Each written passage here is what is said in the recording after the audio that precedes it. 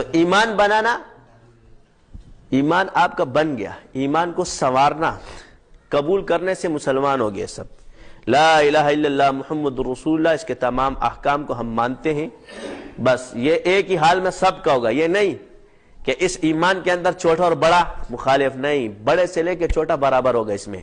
اگر ایک آدمی بہت بڑا عالم بن جائے اور ایک جز کا انکار کر دے تو وہ بھی اس دائرہ اسلام سے خارج ہو جائے. جیسے قادیانی، باقی سارا عمل وہ دین پر کرتے تھے، مگر ایک جز میں آ کے اس نے کیا کہا؟ لا الہ الا اللہ کو، مگر محمد رسول اللہ میں ادھر آ گیا، خود کی طرف گیا. دلائل بھی دیتے ہیں، سب کچھ دیتے ہیں، مگر دائرہ اسلام سے خارج ہو جاتا ہے. میں یہ تو نہیں کہتا، تحدیث نعمت کے طور پر کہہ رہا ہوں کہ یہ نقطہ اللہ نے مجھ پر کھولا کہ دو چیزوں کی غلطی کی وجہ سے دنیا میں گمراہی پیدا ہوتی. ایک اصول کی پابندی نہیں ہے اور ایک نصاب کا انکار ہے، جس کی وجہ سے لوگ، اب ہر کوئی کہتا ہے مجھے یہ بتاؤ کہ حضور سے بڑی نظر تو دنیا میں کوئی نہیں لایا ہے. جب انہوں نے صحابہ کو 13 سال ذکر کرایا ہے اور ہر حکم کی ان کی پابندی کرائی ہے، تو باقی دنیا میں کون سا بزرگ پیدا ہوگا کہ جس کی ایک نظر بندے کو آسمان تک پہنچا دے گی؟ تو اس نظر کو میں خیالی نظر تو کہتا ہوں،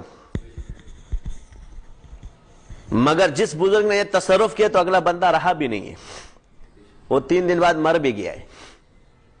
کیوں کہ ایک آدمی جب 2 کلو کا بوجھ نہیں اٹھا سکتا، آپ اس پر جب پورے زمین اور آسمان کا بوجھ رکھ دو گے تو زندہ تھوڑی رہے گا. تو خواجہ باقی باللہ رحمت اللہ علیہ کے ایک مرید تھے، اور یہ ہر بزرگ کو حاصل بھی نہیں ہوتے. یہ کرامت صرف ایک بزرگ سے ثابت ہے، توجہ اتحادی کی. ہر کسی سے نہیں، چند بزرگوں سے ثابت. ہر کسی کے دل کے اندر وہ اسٹیمنا نہیں ہوتا. بعض کہتے ہیں کہ جی ہر ولی کو یہ چیزیں حاصل ہوتی ہے، تو نصابی کو حاصل ہوتی ہے، غیر نصابی کو شاذ و نادر ہے. تو ایک نان بھائی تھا، ان کا شیخ کے مہمان آ گئے، انہوں نے روٹیاں لیے.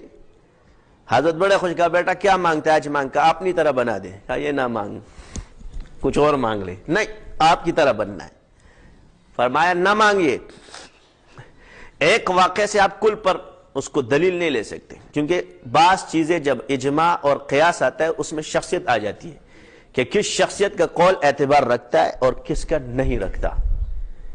یہ عموم کے لیے نہیں ہے کہ قرآن اور سنت سے کون سے اقوال اور یہ کس کو یہ درجہ حاصل ہے، یہی بوجھ ہوتا ہے. اب مثال کے طور پر تو انہوں نے کہا کہ نہیں مانگ.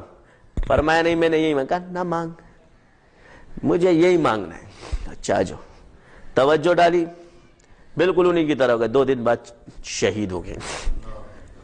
وجہ یہ ہوتی ہے کہ بھائی یہ کیا چیزیں ہیں، کیونکہ یہ پاور ہے. انہوں نے ایک چیز کو برسوں بعد حاصل کیا اور اس نے طلب کیا، اور جب انہوں نے دیا تو چلا بھی گیا. تو بعض چیزیں انسان کے کنٹرول سے باہر ہو جاتی ہے، کیونکہ تصوف کے اندر کافی معاملات ہیں. ایک انسان پر غیبت کا ظہور ہوتا ہے، اس حال میں آ جاتا ہے. اس میں کیا ہوتا ہے کہ لوگ کہتے ہیں یہ بڑبڑ کرتا ہے، حالانکہ شروع ہو جاتا ہے میں یہ ہوں تو میں وہ ہوں، یہ ہوں تو میں وہ ہوں. جب تھوڑی دیر بعد آتا ہے حضوری میں کہ یار یہ میں نے کیا کہہ دی. غیبت، حضور، تلوین، تمکین، سکر، سہو، اس کو پہچاننا آسان کام نہیں ہے. 6 نام، مگر اس میں شخصیات کو پھرکنا، یہ کون سا نفس اس کا مکلف ہے، یہ آسان نہیں ہے. ایک آدمی مجھے فون کرے، میں نے خواب دیکھا جی میں آپ کا جادو کاٹ رہا ہوں. میں نے کہا خیالی خواب ہے تمہارا، یعنی آپ میرے پاس آتے ہو مجھے کہتے ہو کہ میرا جادو کاٹو، تمہارا خواب خیالی ہے. کیوں؟ میں نے نہیں سوچا. میں نے کہا کچھ بھی ہے. تم کس سلسلے سے؟ فلانا فلانا. میں نے کہا سلطان باہو سے نسبت ہوتی ہے. اچھا اچھا، خواب میں ہے جی. اچھا بتاؤ تمہاری نسبت ہے تو بتاؤ جادو کے طریقے کتنے ہیں، کیونکہ تمہیں تو نسبت حاصل ہو گئی ہے. تو نسبت کا پتہ نہیں جی، مجھے یہ پتہ نہیں. جب تجھے پتہ نہیں تو تو کاٹے گا کیسے؟ بس میں توجہ کرتا ہوں اللہ کرم کر دیتا ہے. میں نے اللہ تو سب پہ کرم کرتا ہے، جالیوں پہ بھی کرم کرتا ہے. یہی تو چیز ہے کہ اللہ کرم کرتا ہے، کیونکہ اللہ سے جس طرح تم مانگو گے اللہ تمہیں دے گا،